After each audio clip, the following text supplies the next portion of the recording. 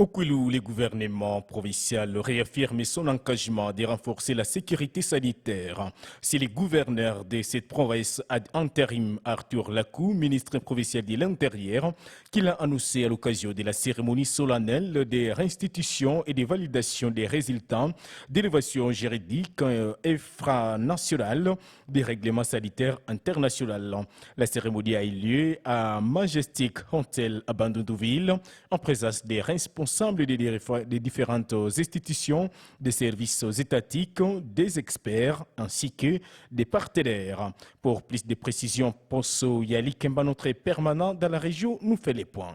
Les membres du gouvernement provincial, les responsables des différentes institutions et services étatiques, ainsi que les groupes de partenaires ont pris part à la clôture de la cérémonie officielle de restitution et de validation des résultats de l'évaluation juridique infranationale du règlement sanitaire international 2025. Les participants ont examiné les résultats d'une analyse juridique visant à apprécier la conformité des textes provinciaux avec les exigences du règlement sanitaire international et les standards nationaux de préparation et de riposte aux urgences de santé publique. Maître Frédéric Bofale, conseiller juridique de Resolve to Save Life, le dit ici.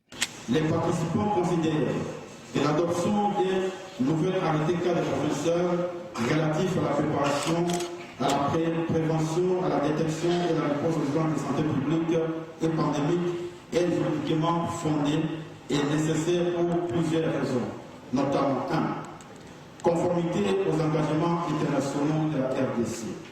Les RSI tels que révisés et applicables à la RDC imposent l'existence des mécanismes juridiques permettant la mise en œuvre effective des capacités essentielles de sécurité sanitaire. De son côté, le gouverneur de province, représenté par le ministre provincial de l'Intérieur, M. Arthur Lakou, s'est félicité du travail abattu par toutes les parties prenantes. La restitution et la validation des résultats de cette évaluation juridique infranationale étaient des étapes cruciales.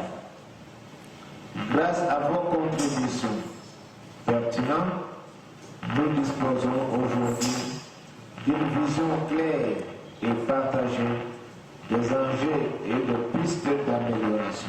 Le gouverneur des provinces a aussi remercié le gouvernement central et les partenaires dont la Banque mondiale, l'UGPDSS, le Resolve to Save Life et l'Institut national de santé publique dans le cadre du programme de préparation, de riposte et de résilience aux urgences sanitaires.